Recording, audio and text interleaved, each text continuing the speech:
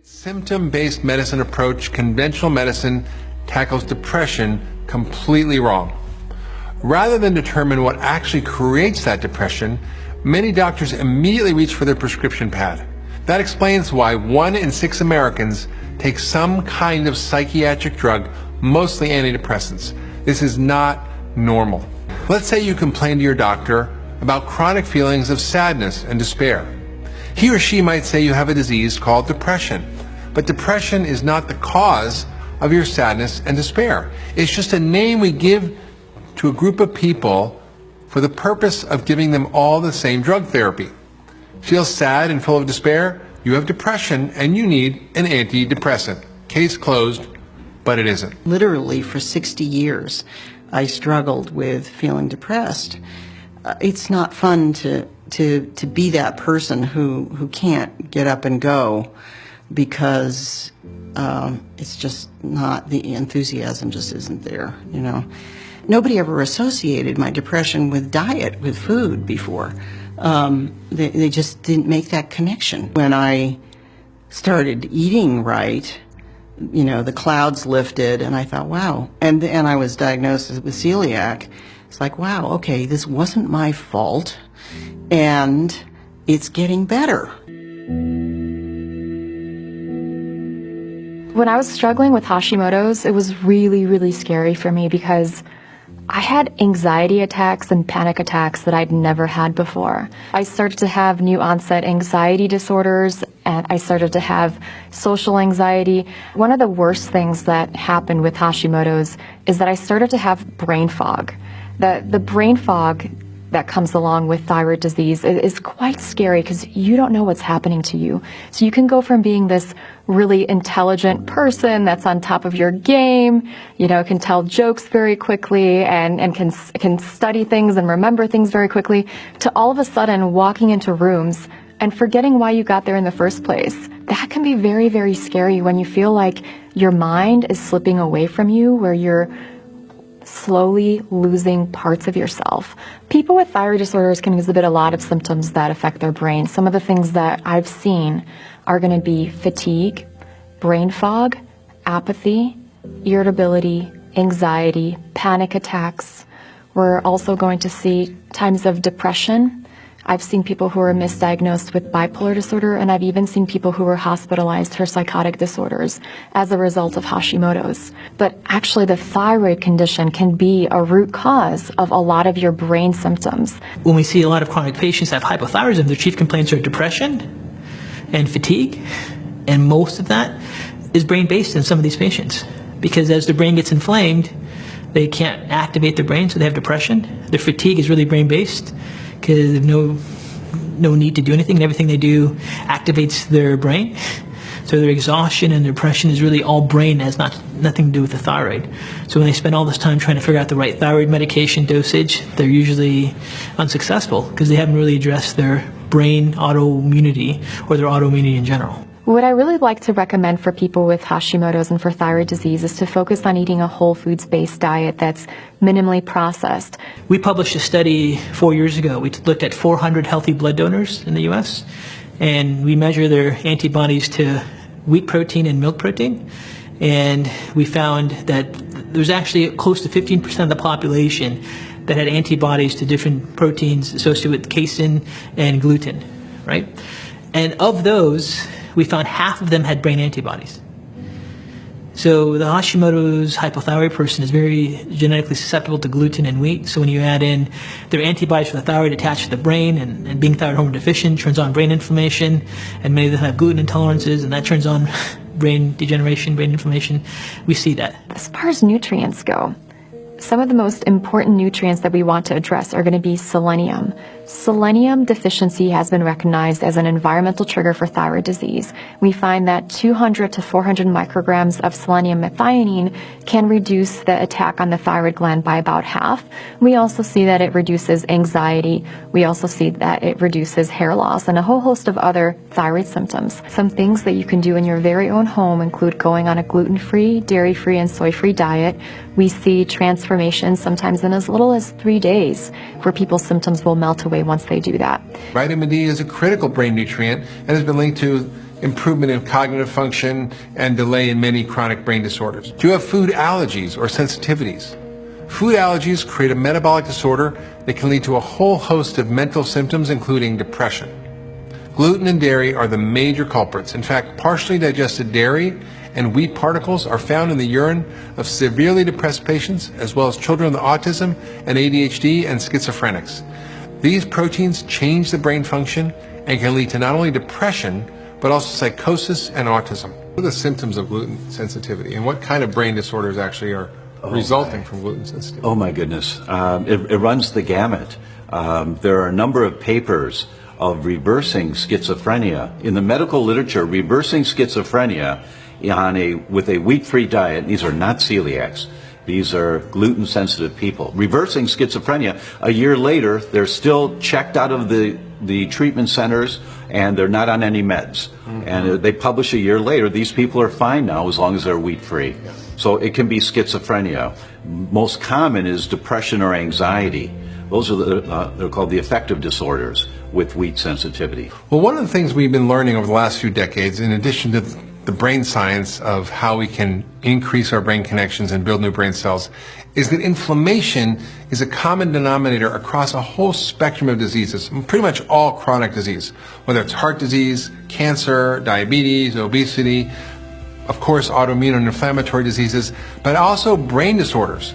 We know that dementia is inflammation of the brain. We know that autism is inflammation of the brain. We know that depression is inflammation of the brain. In fact, they're recommending anti-inflammatory drugs to treat depression. That's the wrong idea, but it shows you where the science is going. So what causes inflammation? Well, guess what? It's the usual culprits. It's our diet. We have a very inflammatory diet, high in sugar and processed foods, low in the good fats that are anti-inflammatory like omega-3 fats. It's low in phytochemicals, which are plant compounds that are anti-inflammatory in our food, like vegetables and fruits and spices like turmeric. And all of these really promote inflammation in the body. Sugar is probably the worst. And then, of course, there's other insults. We have things like Lyme disease and tick infections, viruses, and we have gut dysfunction. Gut dysfunction is probably the other major driver of inflammation, because when your gut's inflamed, like most of our guts are, it creates inflammation not just in your gut, but throughout your body and in your brain. Toxins also play a role in driving inflammation. Stress plays a role in driving inflammation. Lack of exercise is inflammatory, and exercise is anti-inflammatory. So all these insults and all these factors are driving inflammation in the brain that leads to autism and Alzheimer's and depression and mood disorders and more. Are bugs in your gut affecting your brain or your immune system? Work with a functional medicine practitioner to determine and eliminate gut issues, including a leaky gut, irritable bowel syndrome, small intestinal bacterial overgrowth, and other gut issues. In the last 10 or 20 years, the gut-brain axis has been a really hot topic in the research literature, and even now in the popular media. I think a lot of people have heard that there's a connection between the microbes that inhabit our gut and our brain, that things like intestinal permeability or leaky gut, when the gut barrier breaks down, that can cause problems with our brain, and it may be connected to conditions like autism spectrum disorder, ADHD. And then, as you mentioned, the most current theory on what causes depression is known as the inflammatory cytokine model of depression. So that's a fancy way of saying that when our gut becomes inflamed, it produces chemicals that travel through the bloodstream, cross our blood-brain barrier, and suppress the activity in the frontal cortex. And that produces all of the telltale signs and symptoms of depression. So, should we be taking Advil for depression? Absolutely not. That's actually going to make the gut worse over the long term. We know that Advil can cause ulcers and a whole bunch of other problems in the gut. But what we should be doing is attending to our diet. Diet is a crucial factor for gut health. If we eat a lot of heavily processed and refined foods, that causes a pro-inflammatory microbiota, which means it feeds pathogenic bacteria and bad bugs, allows them to proliferate, and then they produce compounds that can be toxic to the brain. Do you have hormonal imbalances?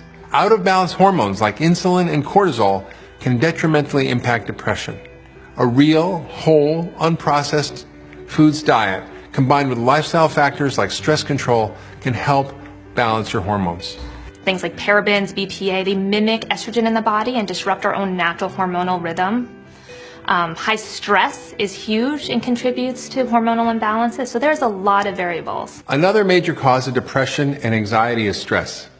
Constantly feeling stressed out is a surefire way to become depressed or stoke the fires of depression. Did you know that your phone and computer addiction can also contribute to depression and anxiety? More and more studies have been coming out showing the link between too much internet usage and screen time and mental and mood disorders like ADHD, anxiety, depression, and more. When you fix your body, you fix your broken brain.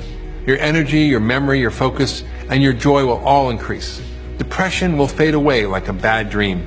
Here are some important steps for managing depression and anxiety today. First, eat whole, real food. Feed your brain and body with a nutrient-dense, whole, fresh, plant-based diet that includes plenty of protein and healthy fats. Increasingly, research shows that sugar consumption can contribute to depression.